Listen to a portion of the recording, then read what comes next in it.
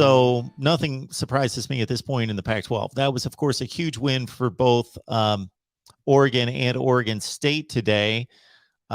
Oregon has cleared most of the hurdles that it's going to face, you would think, although they almost lost to Cal.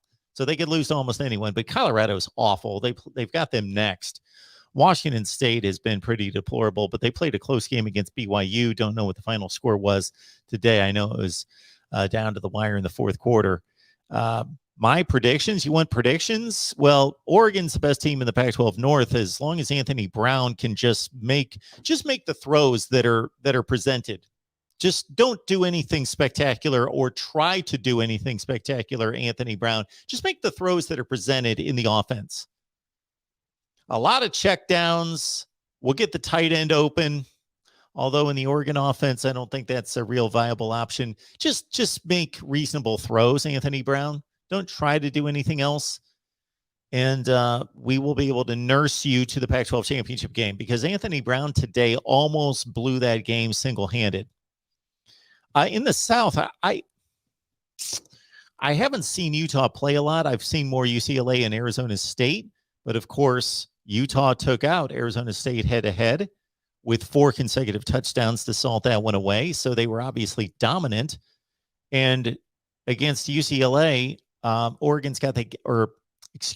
Utah has that game against UCLA at home. I think that those 3 teams are inseparable.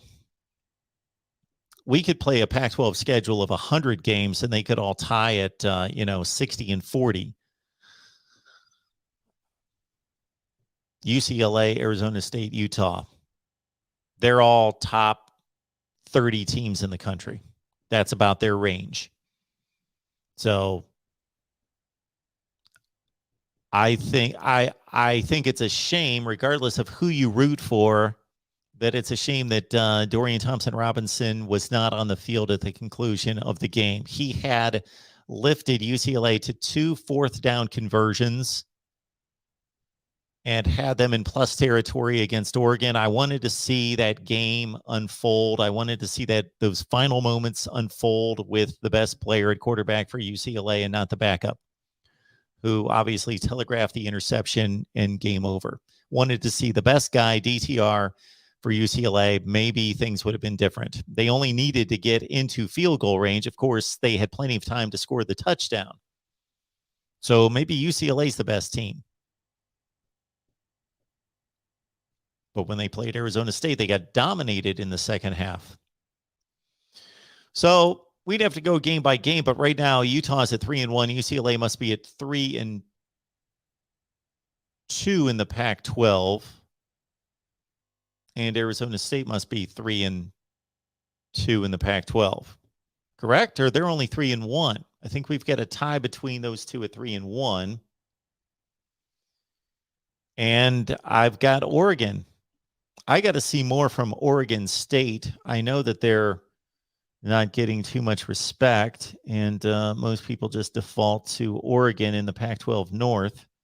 But again, just Anthony Brown, just make the throws that are presented in the offense. Just do that, and you don't need to do anything more, and you should be okay.